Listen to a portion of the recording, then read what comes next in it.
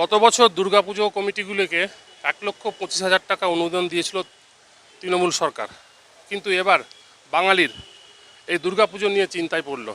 কারণ আজকে বহরমপুরে পঞ্চায়েত মন্ত্রী দিলীপ ঘোষ স্পষ্ট জানিয়েছেন যে দুর্গাপুজো যেন সাধারণ মানুষের পয়সাতেই হয়, সরকারের অনুদানের দিকে তাকিয়ে না থাকে দুর্গাপুজো কমিটিগুলি।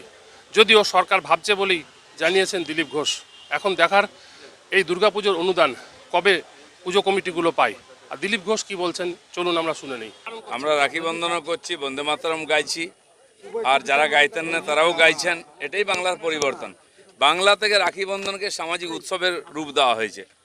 বন্দে মাতরম গান রেখেছেন কবিগুরু, সেইখানে বাংলায় যদি রাখি বন্ধন না হয় তো পশ্চিমবাংলাকে পশ্চিমবাংলা থেকে পশ্চিম বাংলাদেশ বানাবার যারা চক্রান্ত করেছিলেন তারা আজকে ছিন্ন বিচ্ছিন্ন বিক্ষিপ্ত হয়ে গেছেন, এক জায়গায় বসতেও পাচ্ছেন না। আমরা বাংলাকে এক জায়গায় আনার চেষ্টা করছি। অনুদান দেবে কি দেবে সরকার তো এখনো ঘোষণা করেনি। দেবে নিশ্চয়ই, যারা দিয়েছিল কতটা দেবে কী দেবে জেনে যাবে।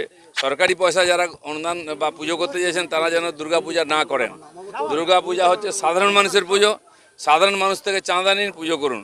সরকার পয়সা দিয়ে পুজো করাটা এটা আমাদের সংবিধানের পরিপন্থী। সেজন্য সরকার দিয়েছিল, কেন দিয়েছিল, কি ব্যাপার, এ সরকারও ভাবছে কি করবে, কিন্তু পুজো সাধারণ মানুষের পয়সায় হওয়া উচিত।